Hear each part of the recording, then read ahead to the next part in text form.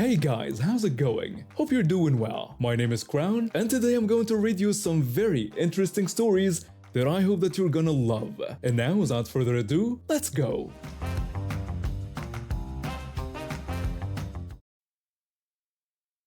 I was told early in my life that I couldn't have children, which made what happened next even more surprising.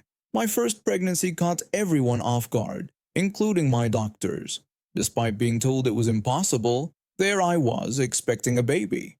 My partner and I weren't prepared, but we were excited. Our first child turned out to have an autoimmune condition, which meant frequent doctor visits and expensive medications. Then came our second surprise, my youngest. This kid managed to beat 3 different types of birth control, a condom, emergency contraception, and a month of birth control patches. It was like they were determined to exist. Less than a year after they were born, another pregnancy happened, despite our precautions. This time, we had to make the difficult decision to terminate. My partner got a vasectomy shortly after. Now we're struggling to keep our heads above water financially. Our daycare costs more than our mortgage, and we have 0 family support nearby. Every month is a careful balance of medical bills, daycare payments, and basic necessities.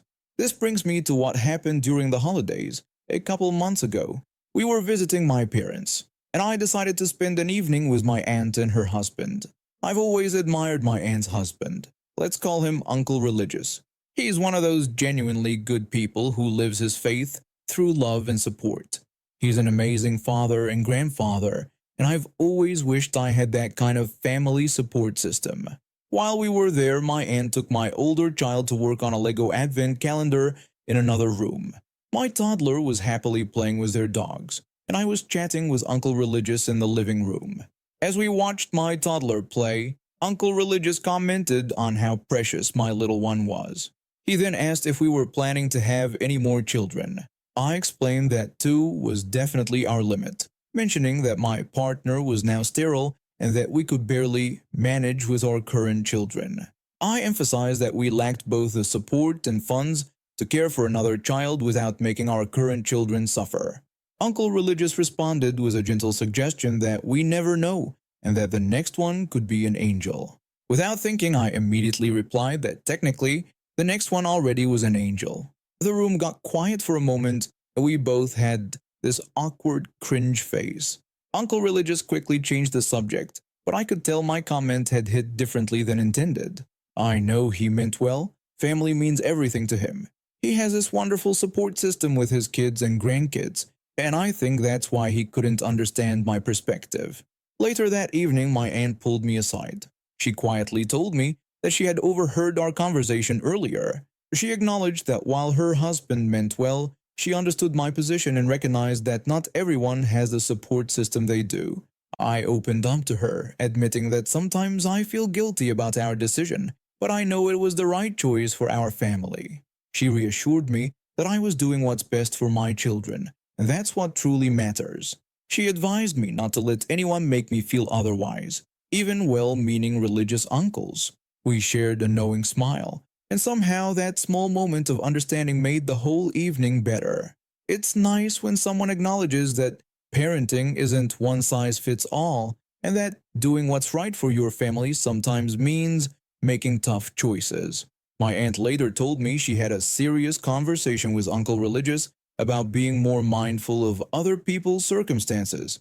Apparently, it led to some good discussions about how different families face different challenges, and how support systems, or lack thereof, can drastically affect family planning decisions. The next time we visited, Uncle Religious made a point to ask about my kids' activities and interests instead of family planning. It was a small change, but it meant a lot to see someone actually learn from these interactions instead of doubling down on their beliefs. I'm a former Marine who served 2 tours in Afghanistan. During my second tour, I lost my right leg below the knee to an improvised explosive device while on patrol. It was a difficult adjustment, but with support from my fellow Marines and extensive rehabilitation, I learned to walk again with a prosthetic leg. The prosthetic I had wasn't top of the line, but it was reliable and had served me well for the past 3 years. I was at the local hardware store picking up some supplies for home repairs when this whole incident happened. The store offers a veteran's discount, which I always appreciate, not because I feel entitled to it, but because it helps with the constant maintenance and upgrades I need for my house, especially since I'm living on a modest military pension. I'd been there dozens of times before, and the staff had always been respectful and understanding about my situation. I was in line at the customer service desk to get my veteran discount applied to my purchase, holding my basket full of supplies for fixing a leaky pipe, when I overheard this woman, let's call her Karen, arguing with the cashier. She was demanding a veteran's discount, and when the cashier explained that it was only for active duty military personnel and veterans who could show proper ID or discharge papers, Karen started insisting that her third cousin being in the military should count for something. The poor cashier, who couldn't have been more than 20, was clearly uncomfortable with the situation. I chuckled at the absurdity of her demand, which was apparently loud enough for her to hear. She spun around and glared at me, her face already red from arguing with the cashier. She demanded to know what I found so funny. I explained that veterans' discounts were for people who actually served, not their extended family members. She then questioned whether I deserved the discount myself, to which I responded by telling her about my 2 tours in Afghanistan and losing my leg in combat. I tapped my prosthetic leg, which was visible below my shorts. Instead of backing down or showing any empathy, she completely lost it. She started accusing me of faking my injury just to get special treatment. Several other customers had stopped their shopping to watch the scene unfold, and I could see some of them recording with their phones. Before I could respond, she actually shoved me. I wasn't expecting it and lost my balance, falling backward. My prosthetic leg partially disconnected from the impact, which sometimes happens when it takes an awkward hit. My basket of supplies scattered across the floor as I tried to catch myself. When I was trying to get up, this crazy woman ran to the nearby hardware aisle, grabbed a hammer, and came charging back. Several customers shouted warnings, but it all happened too quickly for anyone to intervene. She started yelling about how she would prove my leg was fake. Everything happened so fast. She swung the hammer down on my prosthetic leg, which was already partially detached. The impact completely shattered the outer casing and damaged the internal mechanism. The whole store went silent. I could see pieces of my prosthetic scattered across the floor, along with the mounting system that had taken months to get properly fitted. The store manager immediately called for someone to contact the police. Karen, still not grasping reality, started shouting about how, if the leg had been real, it would have hurt me. When I told her she had just destroyed a $15,000 prosthetic leg, it didn't even faze her. A few kind customers rushed to help me, while others blocked Karen from trying to leave the scene. Security arrived quickly and detained her while she kept screaming about how I was faking it and trying to scam the store. She even tried to convince the security guards that I was part of some elaborate scam, targeting the store's veteran discount program. When the police arrived, they arrested her for assault and destruction of property. The store's cameras caught everything, making it an open and shut case. One officer even turned out to be a fellow Marine, and he made sure everything was documented properly. The aftermath was actually better than I expected. The store's corporate office, horrified by what happened, not only offered to replace my prosthetic leg, but also covered all the upgrades I'd been wanting but couldn't afford. They even assigned a customer service representative to help coordinate with my insurance company and prosthetic provider. Karen ended up getting charged with assault, destruction of property, and since the prosthetic was classified as medical equipment, additional charges were added for destroying medical devices. She got 18 months in prison and was ordered to pay restitution. Her tantrum over a 10% discount ended up costing her thousands in restitution, legal fees, and her freedom. Meanwhile, I got a new upgraded prosthetic with all the features I've been dreaming of, including better joint articulation and a more natural gait system. The videos taken by other customers went viral on social media, leading to an outpouring of support from the veteran community. Oh, and that third cousin she claimed was in the military? Turns out he never served. He just attended the military-style boot camp for troubled teens.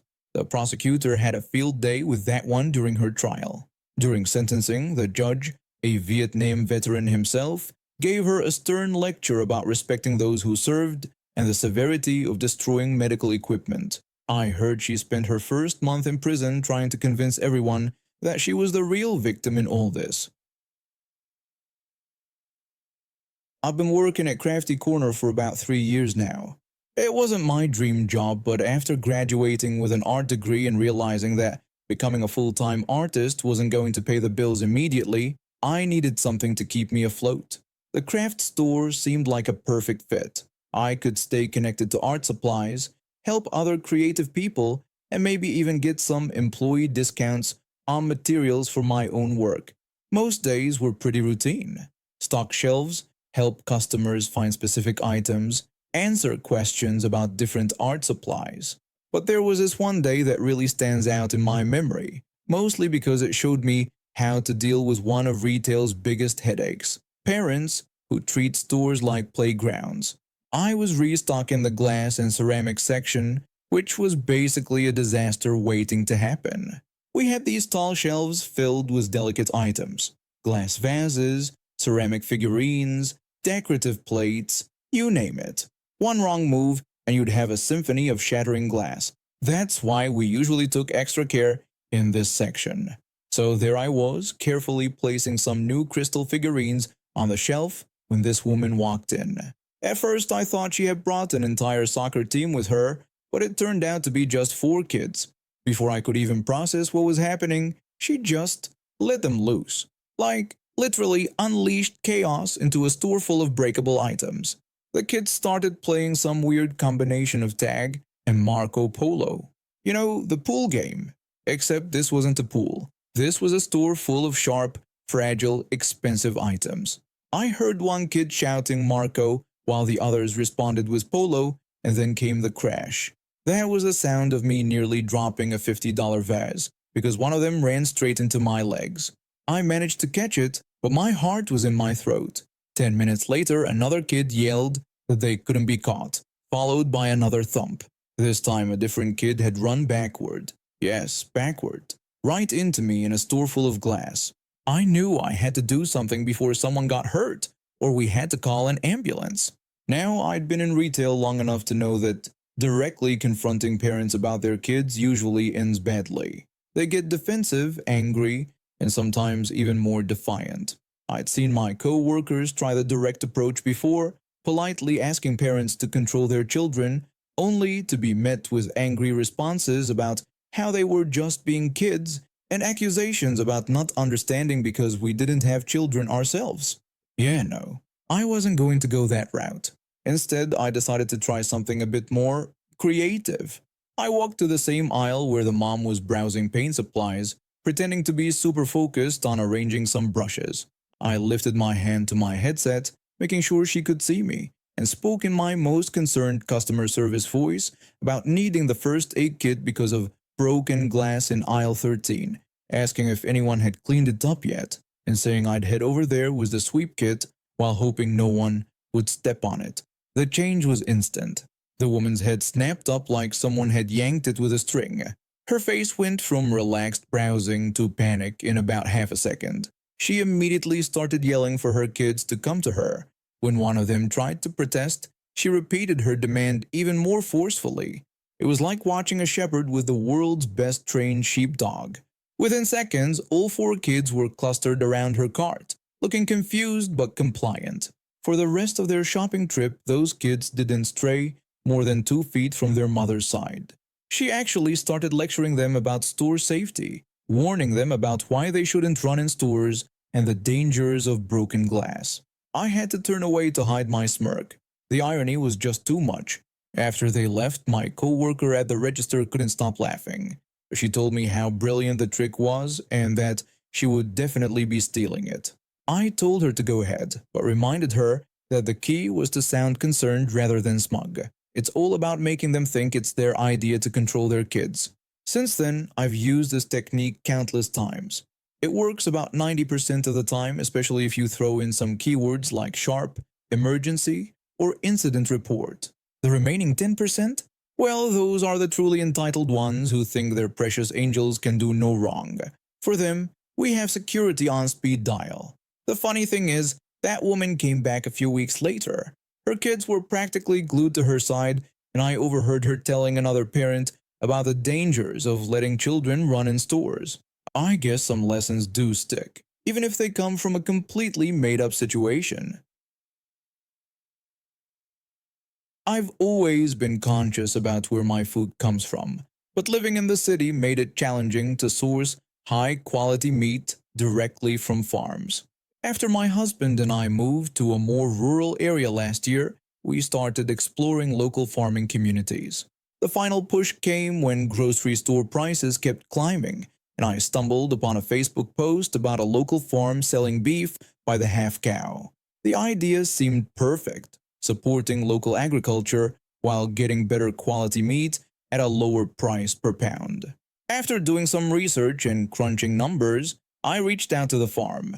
The owner was helpful over the phone, explaining the process and putting us on their waiting list. We'd have to wait several months, but good things come to those who wait, right? January finally rolled around and it was time to pick up our order. My husband and I were excited as we drove out to the farm on a late afternoon. The owner had sent detailed instructions about finding the barn and specifically mentioned calling when we reached their very long driveway. Following the instructions, I called as soon as we turned onto the dirt road. Straight to voicemail. My husband and I discussed our options and we decided to continue down the path rather than just wait there. The sun was setting right in our faces as we drove slowly down the path. We spotted two people working with an excavator, moving rocks to build some kind of wall. We waited patiently for them to notice us and make space to pass. After they moved, we continued down the increasingly rough path. As the path got worse, my husband pointed out that this probably wasn't the right way anymore. I agreed with him, noting how sketchy the road was getting. Just as we were carefully turning around in the muddy road, my phone rang. It was the farm owner, and she didn't sound happy. She told us rather sternly that we'd gone way too far and missed the sign. I acknowledged this and explained that we were already turning around. She then warned us about another customer who had done the same thing, damaged their vehicle, and threatened to sue them. I quickly assured her that we were fine, explaining that we were in a Subaru and being very careful. She directed us to come back to the main barn, which we'd find on our right. When we finally reached the correct spot, the owner seemed to relax a bit. She was actually quite nice in person, and we both laughed about the driveway situation. She mentioned they were setting up a table since we were splitting our order with friends who were on their way. While waiting, I noticed a rugged-looking man in Carhartt clothing approaching the table. Assuming he was the owner's husband and wanting to clear the air about the driveway incident, I immediately started apologizing about missing the turn earlier, saying we should have waited when we couldn't reach anyone. The man casually dismissed my concerns, saying it wasn't a problem at all.